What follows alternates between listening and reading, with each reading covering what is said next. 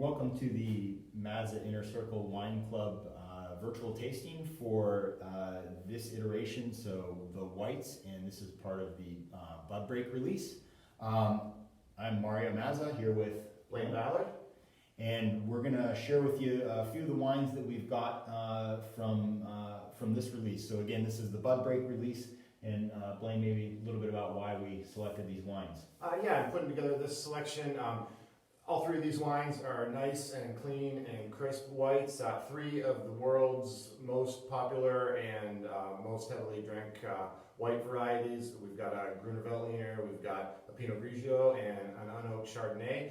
They all are pretty true to form with great fruit characteristics and a nice clean acidity to back them up. Great. And so again, we're going to work our way left to right with all three here. You've got your tasting sheet and your shipment as well, so you can follow along with some additional tasting notes. So first wine we're going to start off with is the 2017 Grüner Veltliner.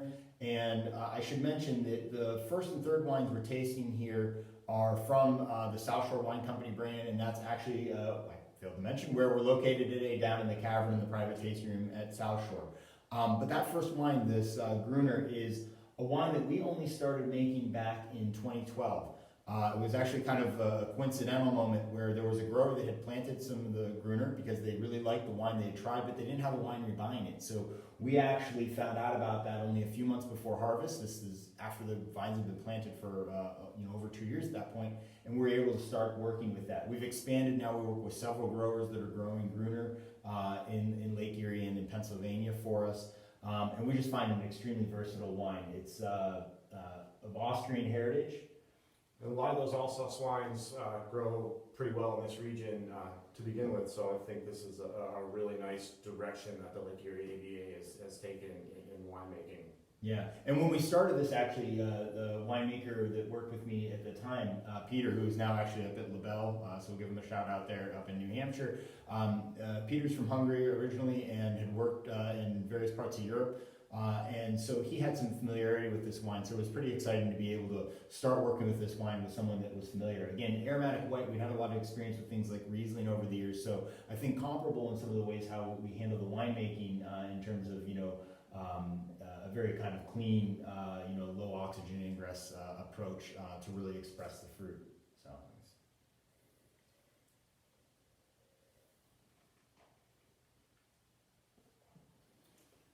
And I would say this Grüner is one of the more fruit-driven, especially that 2017 vintage. This wine did exceptionally well for us, won numerous awards, including the Pennsylvania Somm Challenge. I didn't bring it here, but we had a really cool saber for that.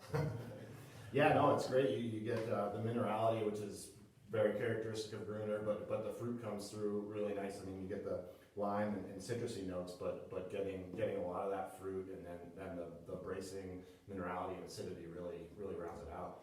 I think I like this wine so much because its versatility with food, and it works great with something that maybe has a little bit of spice, whether Asian influence or Latin Asian fusion of one of probably my favorite and close friend restaurants, 1201 Kitchen, Dan Kern and JB there. I think this pairs really well with a lot of those foods that maybe make me a little bit partial to the wine as well. Yeah, definitely. I've worked with Grüners in several different settings, and once at a fondue place, and that's where I learned a little bit about Grüner to begin with, and then finding it all the way through here, and now working with it in this capacity is awesome.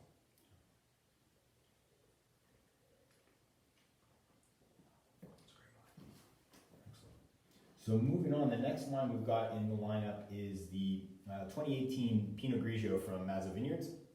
So that's the sister operation to South Shore Wine Company. It's actually our original spot, founded in the early 70s.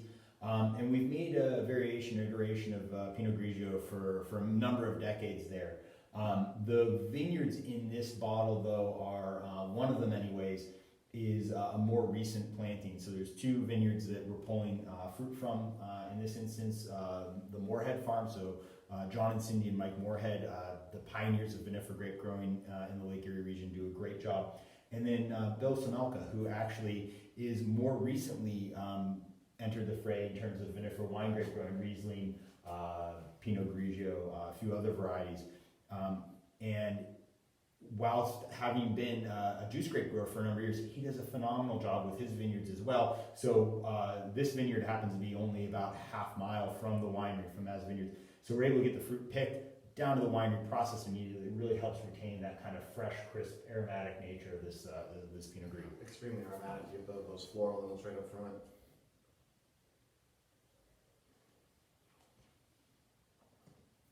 Nice and crisp, very fresh. So we're working to, you know, again, I would say almost a food friendliness is almost a theme with these wines. Naturally crisp acidity here, being, you know, in a cooler climate, growing region, but I think that just makes the wine so food friendly.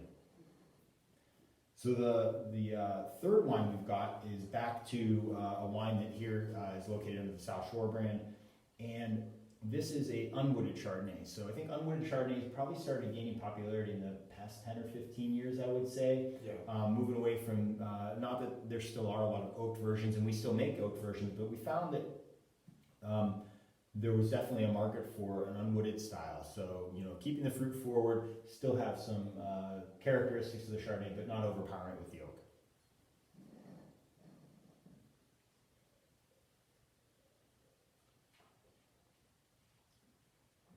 Yeah, you get the body of a Chardonnay, but it finishes real crisp and clean. Very characteristic of almost like a French style Chardonnay, which is my style. Yeah, this is, I mean, admittedly early in my winemaking, was coming from a very different, you know, warm region, and tried to approach a Chardonnay here, probably in retrospect a little wrong.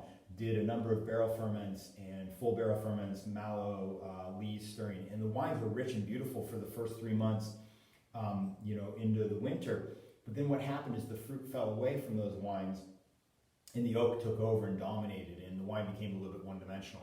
So the unwooded was a way to just, you know, capture that fruit, and this isn't, you know, huge, high alcohol, overpowering chard. It's a more balanced approach. That said, in the versions that we don't necessarily have here, but in a wooded version, an oak Chardonnay that we do at either Mazza Vineyards or Mazza Chautauqua Cellars, those oaked versions have only a small component of oak. There's a stainless component, and the barrel ferment component is restrained again. So I think over the years we've, you know, nearing 50 years and still a lot to learn and mature with, you know, kind of our winemaking techniques and approach with each vineyard actually that we work with. It's, you know, I think that's some of the challenge, though. Every year presents a little bit of a new challenge. You can rely on some things consistently year to year, but other things you have to, you know, be ready to adapt a little bit. Yeah, I think with this lineup, you really do a great job with food. You cover the whole gamut of anything that a wet wine will go well with, and this you have from your Grüner that's nice light and minerality to up to that Chardonnay and will go well with a creamy chicken dish or anything like that, while still retaining that snappiness. So all really nice representations of these varieties. Absolutely. So thanks for joining us and enjoy. Cheers. Cheers.